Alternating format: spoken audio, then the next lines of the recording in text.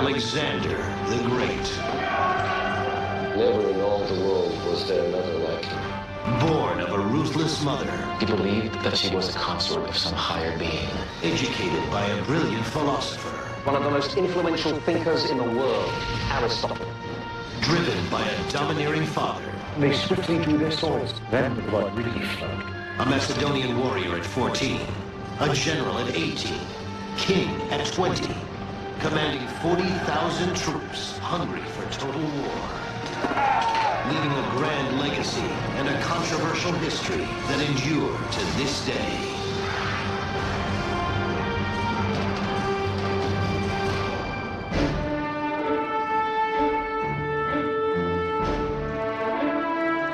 More than 2,000 years ago, this was the home of a man who many consider to be the greatest warrior in history.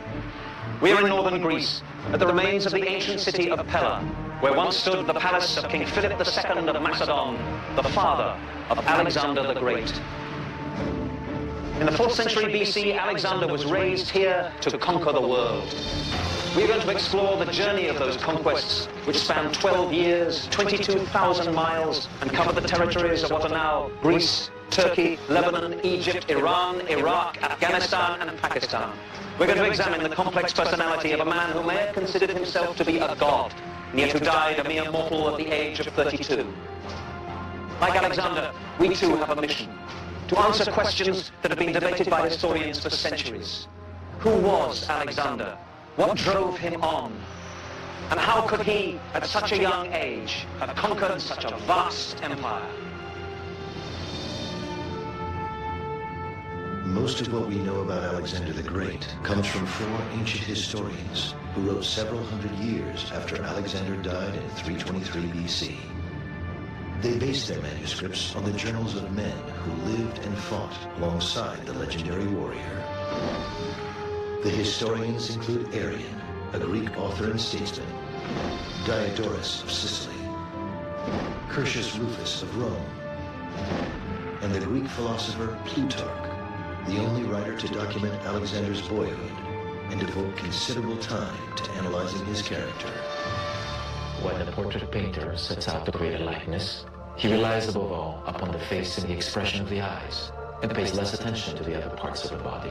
In the same way, it is my task to dwell upon those actions which illuminate the workings of the soul. And so we begin the astonishing tale of one man whose short life of 32 years gave him historic immortality. It is 356 BC, the year of Alexander's birth. In an area of northern Greece known as Macedonia, or Macedon, King Philip II rules a population that other Greeks consider inferior.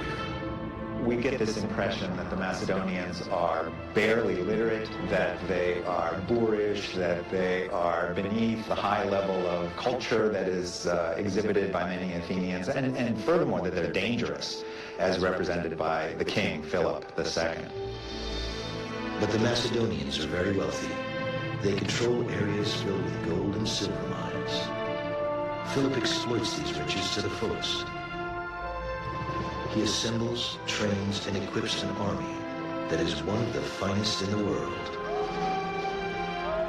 The reign of Philip was a developing awful shock for them that this disorganized Macedonian kingdom had suddenly become organized. Thanks to the mines, it had enormous economic power. But where there is power, there is also passion.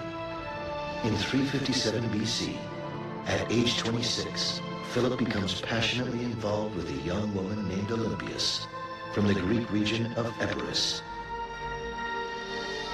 He asks her hand in marriage, and Olympias agrees to become one of his numerous brides. He certainly did have the reputation of he married a fresh wife with every campaign he undertook.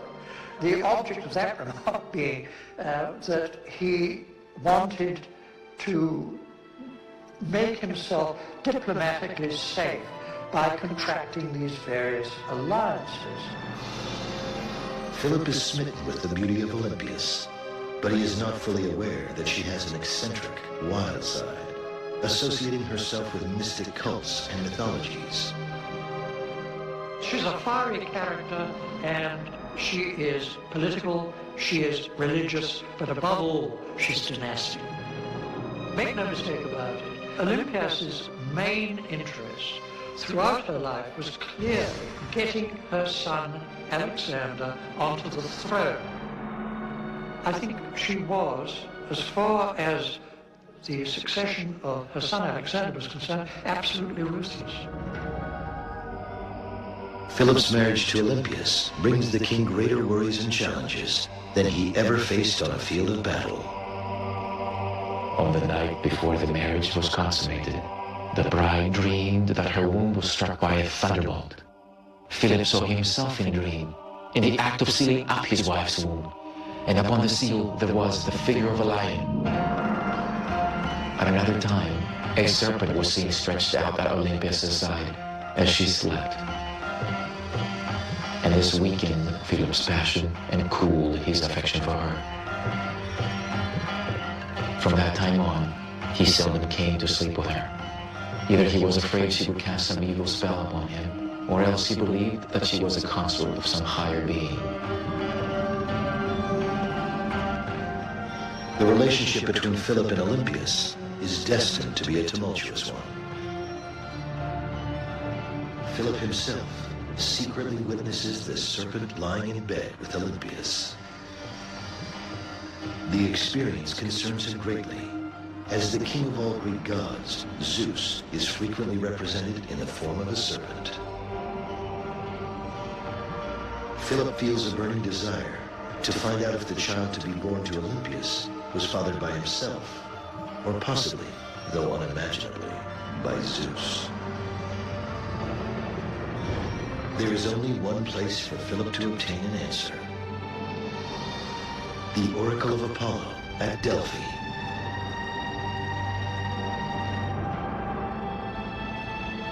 This is how Delphi appeared in the 4th century BC, a bustling center of worship, commerce, and athletic competition. This is Delphi today. The columns of the Temple of Apollo still stand majestically on a magnificent hillside overlooking the Gulf of Corinth.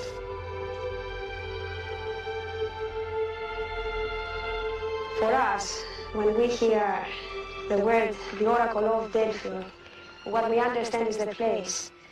The person is the prophet. What she told us was a prophecy. So that's the holy place that is dedicated to Apollo. And Apollo was the sun god, the god of music and poetry.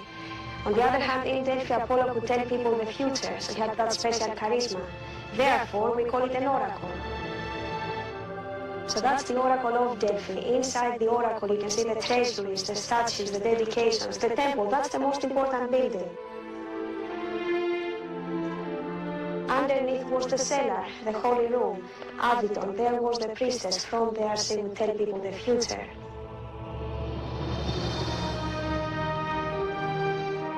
In the months before Alexander's birth in 356 BC, there is only one question that Philip wants to ask the oracle at Delphi. Will his child be the son of a mortal or a god? Philip sends an emissary here to Delphi to consult with the Oracle of Apollo about the meaning of what he has witnessed. The Oracle, while not directly acknowledging that Alexander would be the son of a god, tells Philip to make sacrifices to Zeus and to revere him above all other deities.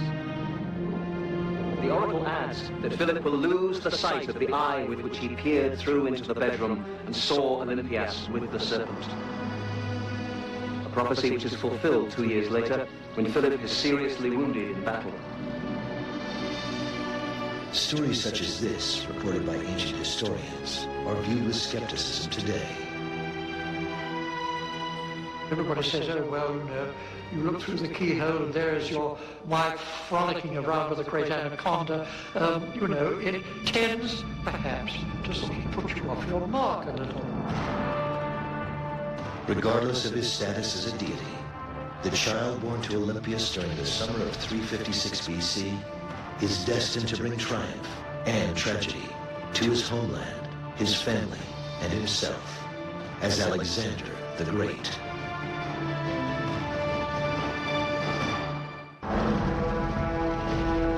At the time of Alexander the Great's birth in 356 BC, the troops of Philip II are engaged in expanding his kingdom.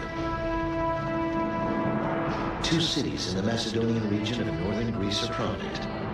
Aegae, now called Vergina, is the first Macedonian capital and continues to be an active place of ancestral worship, politics, and art. Remains of a large palace still exist, as well as an outdoor theater where celebrations, performances, and athletic competitions are held. In the 4th century BC, Pella becomes the active Macedonian capital and home of King Philip II. This is where Alexander the Great grows up. He lives a life of royalty, but he is by no means a spoiled rich kid. His ambition and curiosity about the world are limitless. Alexander is a boy of incredible intellect. His favorite author is Homer, and he regularly sleeps with a copy of Homer's poems by his bedside. At Pella, he is educated in a school reserved for the children of Macedonian nobility. At this academy, he's given the finest training, academic, athletic, and military. But at the age of 13, an event occurs which convinces Philip that his son's intelligence is only surpassed by his courage. There came a day when Philonicus the Thessalian brought Philip a horse named Bucephalus, which he offered to sell for 13 talents. The king and his friends went down to the plain to watch the horse's trials, and came to the conclusion that he was wild and unmanageable. Philip ordered it to be led away. But Alexander, who was standing close by, remarked, "What a horse they're losing, and all because they do not know how to handle him or dare not try." Alexander went quickly up to Bucephalus, took hold of his bridle, and turned him towards the sun, for he had noticed that the horse was shying at the sight of his own shadow. Alexander vaulted safely on his back. He urged him forward, using a commanding voice and a touch of the foot. At first, Philip and his friends held their breath and looked on in an agony of surprise until they saw Alexander ride back triumphant. His father, we are told, actually wept for joy. When Alexander had dismounted, he kissed him and said, "My boy, you must find a kingdom big enough for your ambitions. Macedonia is too small for you." Whether fact or fiction, legend has it that Bucephalus becomes Alexander's favorite horse, one he ultimately rides into battle for years to come.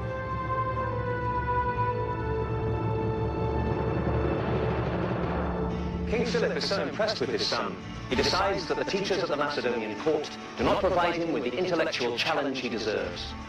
Philip brings in a new tutor, a man who has gone down in history as one of the most influential thinkers in the world, Aristotle. Philip also provides his son with a magical environment in which to learn. This is the precinct of the nymphs at Mieza, part of the legendary gardens of Midas. These streams, grottos, and shaded walks were believed to be sacred to the nymphs, mythological goddesses who were the spirits of nature. According to Plutarch, Alexander used to say that his father Philip had given him the gift of life, but Aristotle had taught him how to live well. Each day as a young teenager, Alexander would walk this path towards the cave where Aristotle teaches.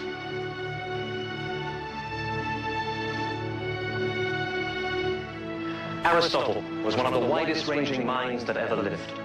A philosopher whose teachings covered ethics, politics, music, medicine, embryology, astronomy, botany, magnets, optics, history, zoology, rhetoric, poetry, and most important, curiosity. He teaches Alexander to make no assumptions. Every situation is different. Organize, analyze the facts before drawing conclusions. Add this to Alexander's natural spontaneity and you have a recipe for genius.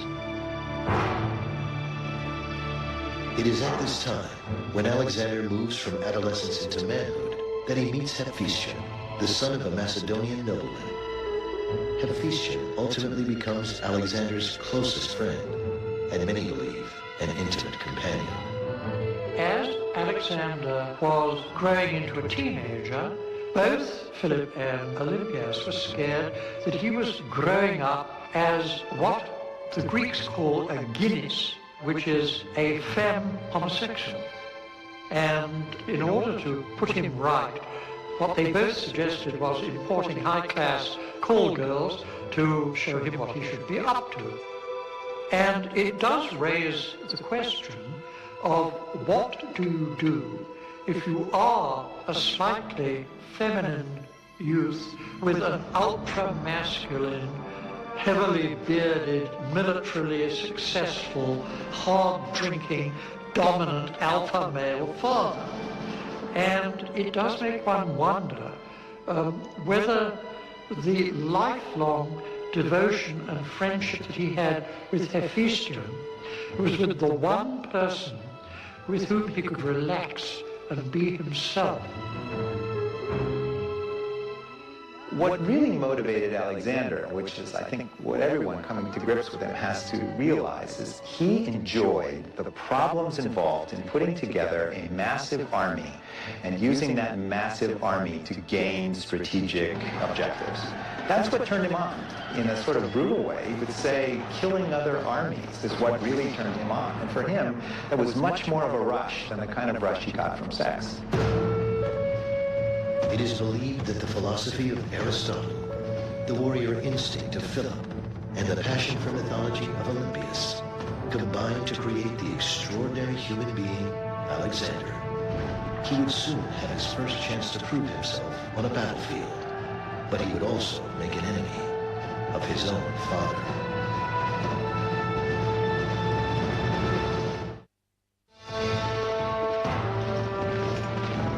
BC, King Philip II of Macedon, father of 16-year-old Alexander, is at war. His goal, to control Greece. The Macedonian phalanx is Philip's most powerful tool of war.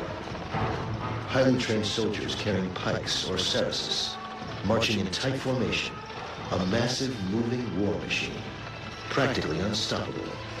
Philip adapted the formation from the traditional Greek phalanx. The main difference with Philip's phalanx is the fact that the body armor of the individual infantry soldier is less, but it's compensated for by the fact that the soldier carries a pike. The pike is between 15 and 18 feet long. It's got a counterweight on the end which is closest to the soldier, which allows the fulcrum to move back so that the end of the pike can be lifted. Now, of course, if you've got a pike that's 15 to 18 feet long, you have to drill those men extremely well so that they can move them around. If you are faced with a Macedonian phalanx, you are faced with a front thousands wide. With these pikes, you had this enormous hedge of lethal steel coming at you, and you just couldn't reach the opposition with your own much shorter thrusting shield. So provided the phalanx kept level, and it could just literally walk through any opposition, which it did. By the time Alexander turns 16, Philip controls most of Greece. But when news of each additional triumph reaches Alexander, he shows no pride. Whenever he heard that Philip had captured some famous city or won an overwhelming victory, Alexander would show no pleasure at the news, but would declare to his friends, "Boys, my father will forestall me in everything. There will be nothing great or spectacular for you and for me to show to the world." Alexander had no desire to inherit a kingdom which offered him riches, luxuries, and the pleasure of the senses. His choice was a life of struggle, of wars, and of unrelenting ambition. At the ancient Macedonian capital of Aegae, in 339 BC, Alexander spends much time studying the records and accounts of his father's exploits. It is obvious to many that he grows increasingly anxious to engage in battle, and that one day he will lead his own conquests. On one occasion when Philip is away from Aegae, some ambassadors from Persia arrive. Alexander receives them in his father's place and impresses them greatly with his intelligence, his maturity, and his knowledge of politics. They come away convinced that Philip's reputation for astuteness is nothing compared to the adventurous spirit and dangerous ambitions of his son. But Philip also continues to have ambition, to control Greece. Standing in his way are his two most formidable opponents, the armies of Thebes and Athens. In particular, a unique group of soldiers has a ferocious reputation. The Sacred Band of Thebes is made up of 150 couples of male lovers who eat together, sleep together, and fight together, never retreating, always fighting to the death. To further challenge Philip, the Thebans and Athenians had been supported with weapons, soldiers, and money from Persia. Considered the world's most powerful nation, the Persian king knows that if Philip completes his conquest of Greece, he has Persia in his sights. Philip's motive is revenge for a generation of Persian meddling in the political affairs of both Greece and Macedon. The Persian rulers would be pleased to see Philip's ambition halted by the troops of Thebes and Athens. The showdown is to occur at a place called Chaeronea in central Greece. Today, a vast sea of cotton fields. A defeat for Philip would mean the end of his conquests. A victory would motivate him to move his army toward Asia. In August 338 BC, the day arrives for the battle at Chaeronea to take place. Alexander is 18. Philip decides it is time for his son to become a Macedonian commander. He places him in charge of the companion cavalry, a force of 2,000 horsemen who always perform a key strategic role in Philip's battles, attacking the enemy from a flank position. It is with the battle at Chaeronea that the historian Diodorus begins his accounts of Alexander's life. The armies deployed at dawn, and the king stationed his son Alexander, young in age, but noted for his valor and swiftness of action, on one wing, placing beside him his most seasoned generals, while he himself, at the head of picked men, exercised the command over the other. Individual units were stationed where the occasion required. On the other side, dividing the line according to nationality, the Athenians assigned one wing to the Thebans, and kept command of the others themselves. I am standing on the site of the Battle of Chaeronea. King Philip begins the battle by sending his Macedonian phalanx forward.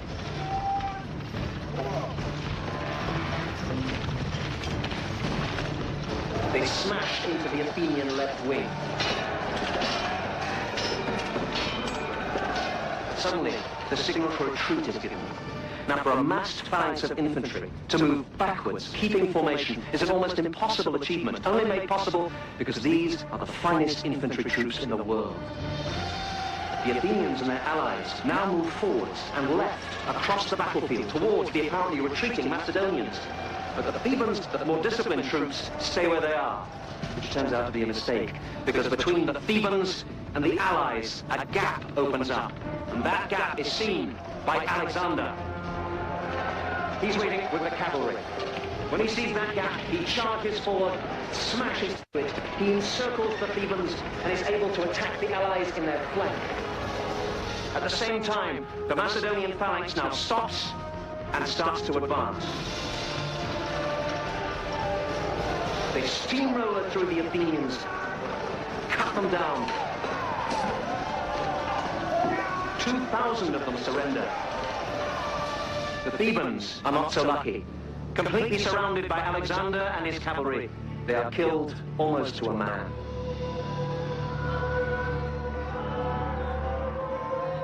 Following the bloody battle in August 338 BC, the fields of Chaeronea are filled with carnage. Philip, with the aid of his son, achieves his goal of controlling Greece. The sacred band of Thebes is buried here, underneath the statue of a lion. the Athenian dead were cremated. The Battle of Chaeronea did two things. On a personal level, it proved Alexander to be an efficient and courageous commander of what was probably the finest cavalry force the world has ever seen. Politically, it established Philip's control over Athens and most of the Greek city-states. He could afford to be generous. He offered peace and the release of all prisoners.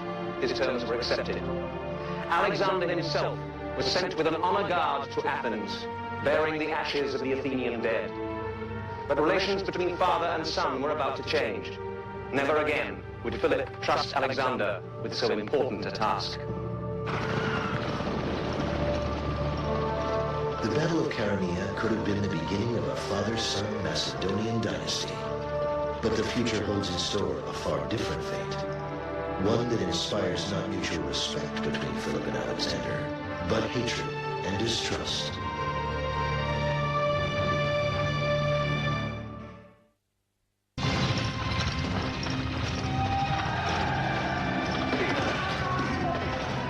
By the fall of 338 BC, King Philip II of Macedon controls most of Greece. A decisive victory at Chaeronea, in which Alexander plays a significant role defeating the Athenians, gives Macedonian troops respect for a new father-son leadership team. By the time Alexander reaches the age of 18, he has proven himself a worthy successor to his father's throne. He naturally assumes that this palace at Aegae will one day be his to rule and to call home. But a series of events alters those expectations, events prompted not by war, but by love. Within months of his victory at Chaeronea, Philip decides to take another bride. 20-year-old Cleopatra, from an elite Macedonian family, agrees to become his newest bride. I think it came down to the fact that here he is, a middle-aged man, and he finds himself an appropriate young woman who will make a marriage alliance with a strong Macedonian family, and he went for it. Here we've got a guy who's almost 50 taking up with a woman who is, 30 years his younger. So I'll let you draw the conclusions on that. Regardless of his reasoning, Philip's decision to wed Cleopatra creates a major rift with Alexander and his mother Olympias. Should the Macedonian Cleopatra give birth to a male child, the boy would take Alexander's place as legitimate heir to Philip's throne. For Alexander's mother is from Epirus, not part of Macedonia.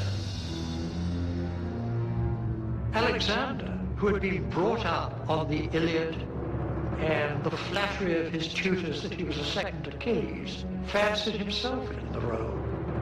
On the other hand, there was Daddy, who clearly had prior claim to the job, and now Daddy had remarried and was busy siring children on Cleopatra as fast as he could go. Growing tension between family members comes to a head on the couple's wedding night in the fall of 338 BC. The Macedonians were renowned for their drinking parties, many of which took place right here in the palace. Following the wedding of Philip and Cleopatra, the traditional Macedonian banquet takes place, at which all the men become seriously drunk. Attalus, the bride's uncle, raises a toast, praying that the gods may bless the union with the legitimate heir to the throne. Enraged, Alexander shouts out, "What do you take me for, a bastard?" He hurls a goblet of wine at Attalus. Philip stands, draws his sword, advances across the room towards his son, but he's so drunk that he trips and falls. Alexander jeers at his father, saying, "Here is the man who is planning to cross from Europe into Asia, and he cannot even cross from one table to another."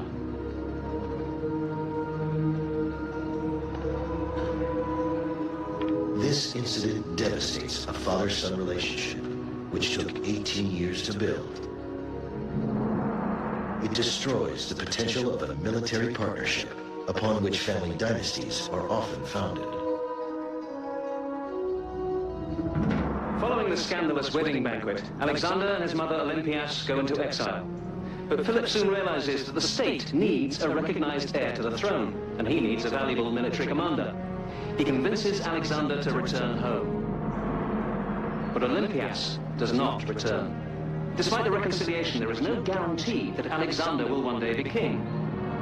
Within a year of Philip's marriage, Cleopatra gives birth to a son.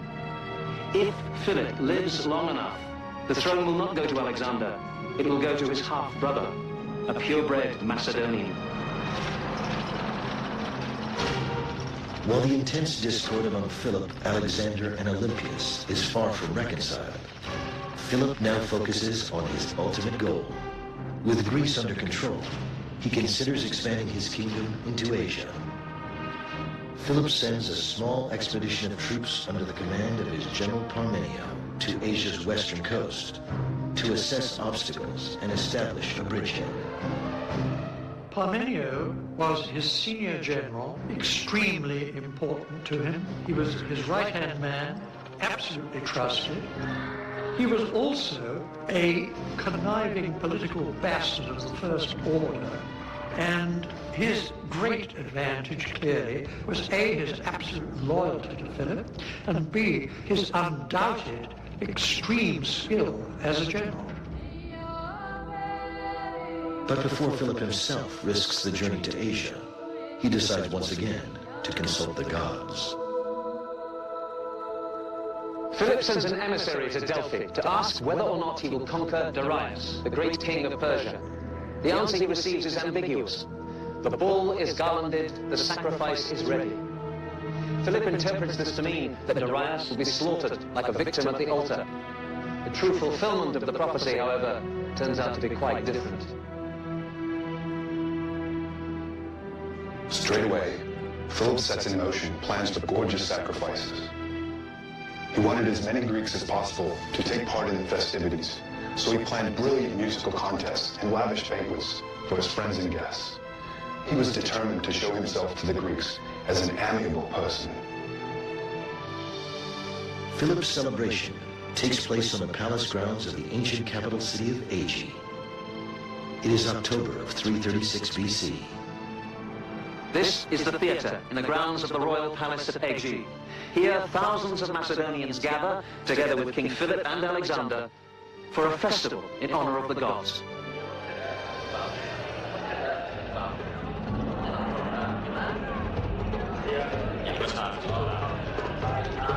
It's a happy occasion for all, except one man, Pausanias, a royal bodyguard.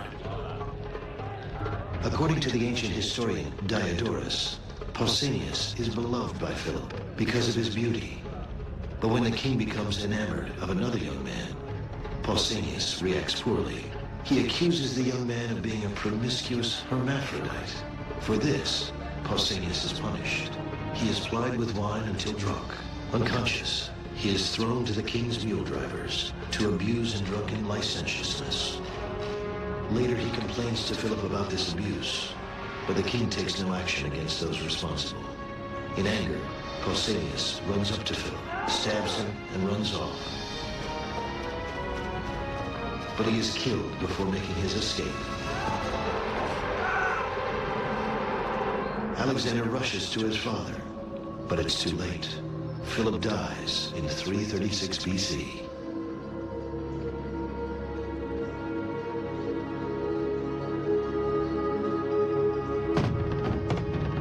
Conspiracy theories are immediately considered.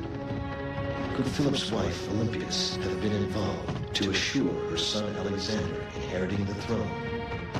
Could Alexander himself have played a role in planning the assassination? While such issues are investigated, an even more important question of urgency must be decided. Will Greece accept Alexander as its king?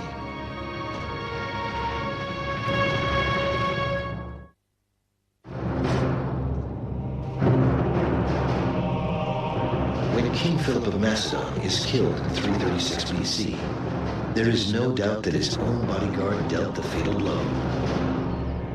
But as with modern-day murders attributed to lone assassins, questions arise about others being involved in the assassination plot. Conspiracy theories were thought of right from the beginning, particularly after Pausanias himself was very conveniently assassinated during the chase by Alexander's oldest school friends, which would have made it impossible for him to talk. The immediate suspicion fell on Olympias, and through Olympias on Alexander, and the truth we're never going to know.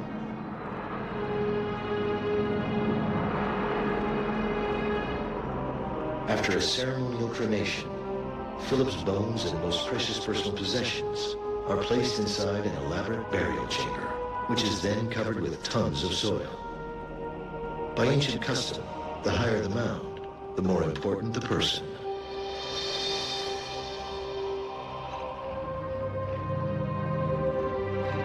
Centuries later, archaeologists would consider this fact when deciding where first to dig, in an area of Vergina, Greece, not far from the ancient royal palace at Aegi. This is where King Philip II was buried, near his palace, underneath a man-made mound of earth which has become known as the Great Tumulus. The tomb itself remained hidden for more than 2,000 years, until discovered in 1977 by the Greek archaeologists Manolis Andronikos. 15 years later, a magnificent museum was built, literally, inside the tumulus. The Vergina Museum is a marvel of modern architecture and design, exquisitely exhibiting the items found in several tombs.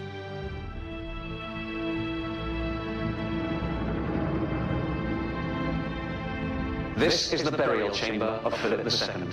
When I first heard of this discovery, I could hardly believe it, and nor could many archaeologists. No Macedonian tomb on this scale had ever been discovered, but here it is. The facade is designed like a temple, a marble entrance flanked by 2 half-columns or pilasters. Above the entrance is a frieze with a painting of a royal hunt.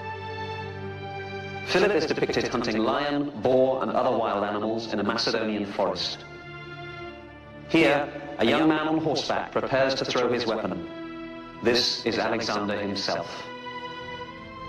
To discover the tomb of Alexander the Great's father was remarkable enough. But what the archaeologists were not prepared for, what no one could even have imagined, was the amazing treasure that they found inside. Incredibly, the actual bones of Philip II were found inside this solid gold case. Also inside the burial chamber, his gold-leafed crown and war armor, including breastplates, helmets, and shields. Following his father's burial, Alexander immediately faces the greatest challenge of his young life, proving to the citizens of Macedonia that he deserves to be king.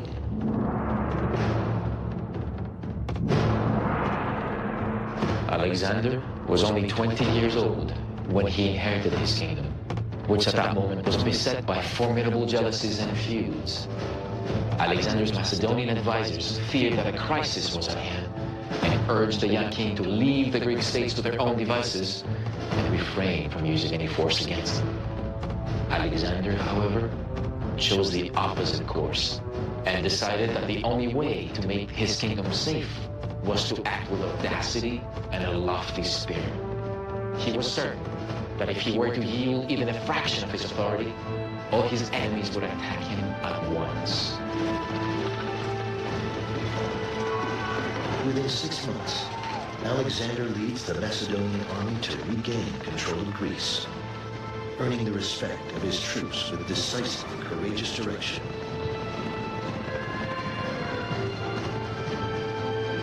To the horror of Cleopatra, who later commits suicide, Alexander's mother Olympias orders the execution of Philip's newborn son, leaving himself as the only possible heir to the Macedonian throne. King Alexander then turns his attention toward what would become his life's goal, the conquest of Persia. But first, in the tradition of his father, Alexander decides to seek counsel from the oracle at Delphi, to determine if he is indeed destined by the gods to defeat Darius and rule all of Asia. Unlike Philip, however, who always sent an emissary, Alexander goes himself in November of 335 BC. When Alexander arrives here at Delphi, he is told that he has come at the wrong time of year. The oracle cannot be consulted during the winter months. He must return in the spring. Alexander, not being one to take no for an answer, goes to the priestess and tries to drag her by force here to the temple. At last, overcome by his persistence, she cries out, "You are invincible, my son." When he hears this, Alexander declares that he needs no other prophecy. He has obtained the answer he was seeking. As with many stories describing Alexander, it is difficult to separate myth from reality in the accounts of his visit to Delphi. But Alexander's passionate desire to please the gods and seek their guidance is a recurring theme in his life. As he is about to embark on what will be a 12-year journey, Alexander may or may not have a notion that he himself has some form of deified lineage.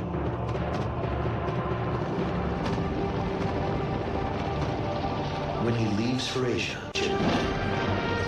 Alexander the Great.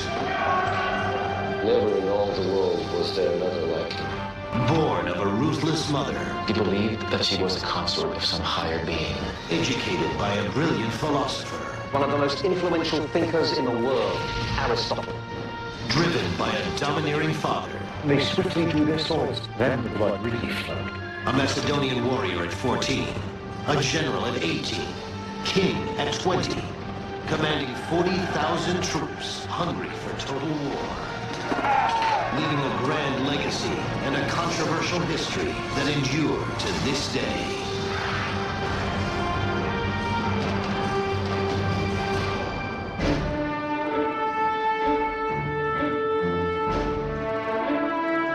More than 2,000 years ago, this was the home of a man who many consider to be the greatest warrior in history.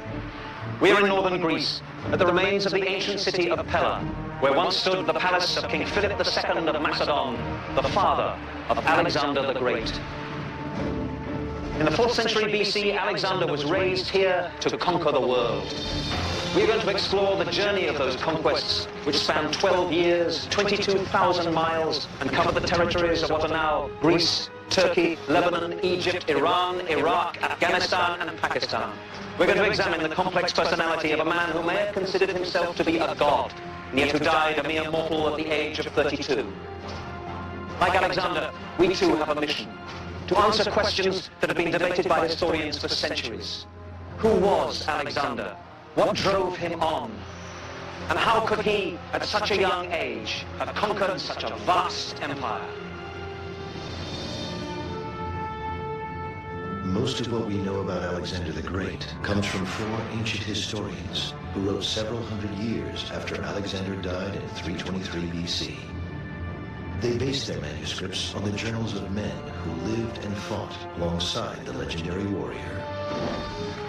The historians include Arrian, a Greek author and statesman, Diodorus of Sicily, Curtius Rufus of Rome, and the Greek philosopher Plutarch, the only writer to document Alexander's boyhood and devote considerable time to analyzing his character.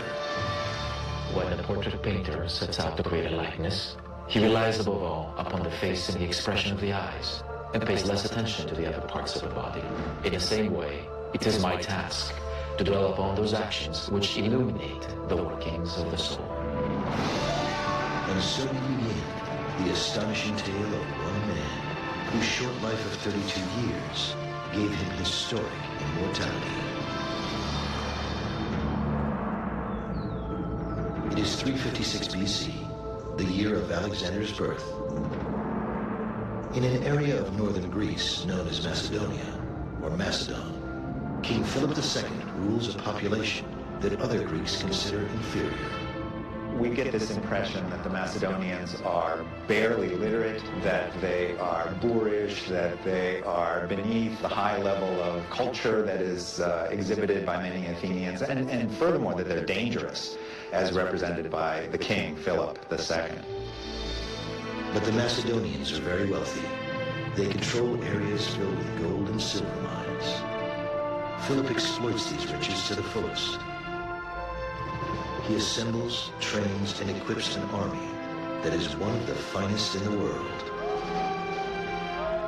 The reign of Philip was a developing awful shock for them that this disorganized Macedonian kingdom had suddenly become organized. Thanks to the mines, it had enormous economic power. But where there is power, there is also passion. In 357 BC, at age 26, Philip becomes passionately involved with a young woman named Olympias from the Greek region of Epirus. He asks her hand in marriage, and Olympias agrees to become one of his numerous brides. He certainly did have the reputation of he married a fresh wife with every campaign he undertook. The object of that remark being that he wanted to make himself diplomatically safe by contracting these various alliances. Philip is smitten with the beauty of Olympias, but he is not fully aware that she has an eccentric, wild side, associating herself with mystic cults and mythologies. She's a fiery character, and she is political, she is religious, but above all, she's dynastic. Make no mistake about it, Olympias' main interest throughout her life was clearly getting her son Alexander onto the throne. I think she was, as far as the succession of her son Alexander was concerned, absolutely ruthless. Philip's marriage to Olympias brings the king greater worries and challenges than he ever faced on a field of battle. On the night before the marriage was consummated, the bride dreamed that her womb was struck by a thunderbolt. Philip saw himself in a dream, in the act of sealing up his wife's womb, and upon the seal there was the figure of a lion. At another time, a serpent was seen stretched out at Olympias' side as she slept. And this weakened Philip's passion and cooled his affection for her. From that time on, he seldom came to sleep with her. Either he was afraid she would cast some evil spell upon him, or else he believed that she was a consort of some higher being. The relationship between Philip and Olympias is destined to be a tumultuous one. Philip himself secretly witnesses the serpent lying in bed with Olympias. The experience concerns him greatly, as the king of all Greek gods, Zeus, is frequently represented in the form of a serpent. Philip feels a burning desire to find out if the child to be born to Olympias was fathered by himself, or possibly, though unimaginably, by Zeus. There is only one place for Philip to obtain an answer: the Oracle of Apollo at Delphi.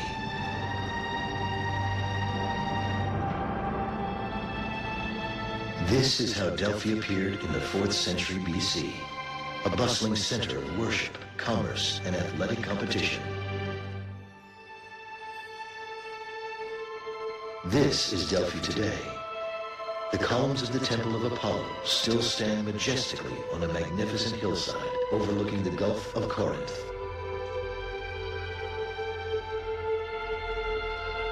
For us, when we hear the word, the Oracle of Delphi, what we understand is the place. The person is the prophet. What she told us was a prophecy. So that's the holy place that is dedicated to Apollo. And Apollo was the sun god, the god of music and poetry. On the other hand, in Delphi, Apollo could tell people the future, so he had that special charisma. Therefore, we call it an oracle. So